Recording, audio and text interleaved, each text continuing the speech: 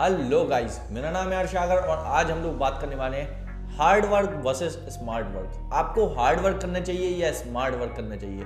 अगर आप एक एंटरप्रेन्योर हैं या आप स्मार्ट वर्क की तरफ जा रहे हैं, हार्ड वर्क को छोड़ के या हार्ड वर्क को छोड़ के स्मार्ट वर्क की तरफ, तो आपको ये वीडियो अनिवार्य है देखना। आप देखिए और कुछ आपको समझ में आएगा कंसेप्ट इसके पीछे कि क्या मैं मिस कर रहा था, वो कंसेप्ट आपका पूरा हो जाएगा। तो लेट गेट। एक कहावत कही जाती है, अगर हार्ड वर्क करने से इंसान अमीर होता तो आज मजदूर सबसे अमीर आदमी होता। इस बात से इत्तेफाक रखिएगा। स्मार्ट वर्क करने वाले लोग बिल गेट्स बन जाते हैं, मार्क जुकरबर्ग बन जाते हैं, मुकेश अंबानी बन जाते हैं। लेकिन हार्ड वर्क बस से काम नहीं बनता, स्मार्ट वर्क भी चाहिए। अगर आप एक बिगिनर एंटरप्रेन्योर हैं तो आपको शुरुआती स्टेज में हार्ड वर्क ही करना होगा, क्योंकि अगर आप हार्ड वर्क नहीं करेंगे तो आपको स्किल नहीं आएगी। कहने का मतलब क्या है?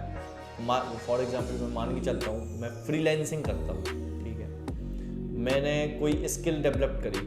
अब उसको सीखने के लिए पहले मेरे को पूरा निपुण बनने के लिए, एक्सपर्ट बनने के लिए पहले मेरे को खुद काम करना होगा ना। मैं पहले खुद काम करूँगा और ऑर्डर्स खुद लूँगा, खुद से कंप्लीट करूँगा। जब मैं एक एक्सपर्ट हो जाऊंगा उसका, मैं अपने नीचे बंदे हायर करके स्मार्ट वर्क करूंगा, टाइम लिवरेज करूंगा। एक तरीका और है इसका स्मार्ट वर्क का। यहीं पे अगर मैं चाहूँ तो मैं कुछ एक्सपर्ट्स को पकड़ूँ जो मेरे कॉलेज के हों, या जैसे मैं अगर वेबसाइट बनाने का काम कर रहा हूँ तो वेबसाइट बनाने वाले बीटेक वाले स्टूडेंट को पकड़ूँ, बीएससी वाले स्टूडेंट्स को पकड़ूँ, फाइनल ईयर वाले को, जो कि स्टूडेंट्स के पास उनको पैसा चाहिए होता है लेकिन आता नहीं उनके पास, तो मैं उनको ऑर्डर्स दे दूँ। ऑर्डर्स मैं अपने नाम पे ले लूँ फ्रीलांसिंग साइट से और उनसे कंप्लीट करा के पेस्ट कर दूँ। फ्रीलांसिंग साइट से मैं डॉलर में पेमेंट लूँगा, 5-6 हज़ार रुपये उनको दूंगा, 1,000 रुपये प्रॉफिट मेरा होगा, 4,000 रुपये। लेकिन यहाँ पे एक ये नेगेटिव बात है, आप आउटसोर्सिंग कर रहे हैं, आप अपनी नॉलेज नहीं बढ़ा रहे। अगर आप नॉलेज नहीं बढ़ा रहे तो कल के दिन आप इस काम को एक्सपेंड नहीं कर पाएंगे, ये आपकी लिमिटेशन बन जाएगी। इसलिए आपको या तो उससे सीखना होगा, और या फिर अगर आप एक चीज़ के अंदर एक्सपर्ट हैं, जैसे आप SEO के अंदर एक्सपर्ट हैं, तो आपने अपनी गिग को रैंक करा दिया, उसके साथ पार्टनरशिप बन करके काम कर रहे हैं तो आपका काम बन जाएगा। लेकिन अगर आप सिर्फ और सिर्फ उसी के ऊपर डिपेंडेंट रहेंगे तो आपको कहीं ना कहीं हो सकता है ऐसा कि वो चीट कर दे, क्योंकि पता है उसको कि आपकी अटकी हुई है ना कि मेरी। इसलिए ऐसा हो सकता है, इसलिए सतर्क रहें इससे। लेकिन आपको आनी चाहिए वो चीज़ जो चीज़ आप किसी और से करवा रहे हैं, मतलब उसका आपके पास कंसेप्ट होना चाहिए। बेसिकली थोड़ा बहुत तो नॉलेज उसकी रिलेटेड होनी चाहिए, क्योंकि बैक साइड में कुछ भी गड़बड़ आ गई तो हो सकता है कि वो आउट ऑफ टाउन में वो काम ना कर पाए, तो आपको करके देना पड़े। इसलिए आपके पास पहले आपको हार्ड वर्क करना चाहिए, फिर उसके बाद स्मार्ट वर्क। अगर आपके पास अभी पैसा नहीं है, आप एक टीनेजर हैं, आप एक अपने करियर की स्टार्ट कर रहे हैं, तो आप अगर स्मार्ट वर्क करने जाएंगे तो आपका हो सकता है कि गड़बड़ हो जाए।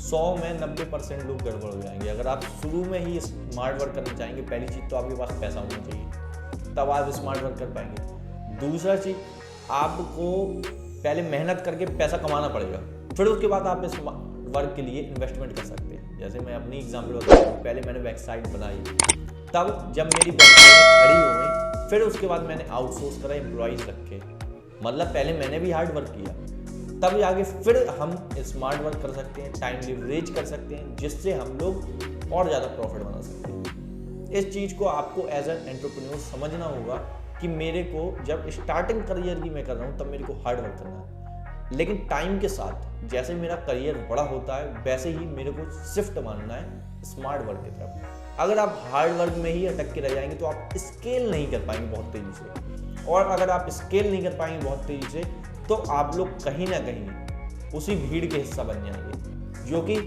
इस चैनल के सब्सक्राइबर्स को नहीं बन रहा। इसलिए आप इस चैनल के ऊपर आए हैं फाइनेंशियल एजुकेशन लेने के लिए और लाइफ में कुछ कर गुजरने के लिए। तो आप कहीं ना कहीं भीड़ के हिस्सा बन जाएंगे, और भीड़ का हिस्सा आपको नहीं बनना है, क्योंकि there are 2 roads in life. 2 road होते हैं जिंदगी में, एक जहाँ पे बहुत सारे लोग चल रहे होते हैं और बहुत ज़्यादा भीड़ होती है, धक्का मुक्की होती है, खराब रोड होता है। लेकिन एक दूसरा रोड होता है जहाँ पे कोई नहीं चल रहा होता, दूर दूर तक कोई नहीं दिखाई देता। उस रोड पे हम लोगों को आना है, तभी हम लोग तरक्की करेंगे। पहले हार्ड वर्क की तरफ जाना है, फिर स्मार्ट वर्क की तरफ जाना है। लेकिन दोनों ही केसेस में आपको स्किल सीखना बंद नहीं करना है, क्योंकि जिस दिन आपने स्किल सीखना बंद कर दिया, जिस दिन आपने लर्निंग करना बंद कर दी, जिस दिन आपने कुछ भी सीखना बंद कर दिया, तो आप उस दिन से एंटरप्रेन्योर कहलाने की लायक नहीं है। उसके बाद मैं अब अपना कंक्लूजन बताता हूँ कि मैंने क्या करना चाहता हूँ। मैं ये करना चाहता हूँ, पहले मैं हार्ड वर्क कर रहा हूँ, फिर उसके बाद अब मैं स्मार्ट वर्क की तरफ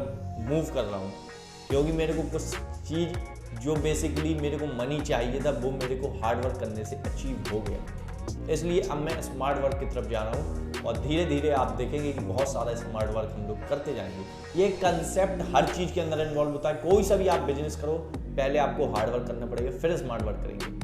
अगर आप वेबसाइट का भी काम करते हैं तब भी आपको पहले खुद वेबसाइट बनानी होगी, ब्लॉग डालना होगा, उसके बाद मोनेटाइज कराना होगा। उसके बाद आप ऐसा कर सकते हैं कि कंटेंट लिखने के लिए अलग बंदा कर दिया, कंटेंट का एसईओ का अलग बंदा कर दिया, क्योंकि आपके पास एक इनकम ऑफ स्ट्रीम बन जाएगा जिस पे आप रिस्क ले सकते हैं। अगर आप एक टीनेजर हैं तो आपको हार्ड वर्क करना चाहिए इस समय, और जब आपको करियर आपका एक डिसाइड हो जाए, इनकम आने लगे, फिर स्मार्ट वर्क की तरफ तुरंत मूव कर जाइए शिफ्ट लेके।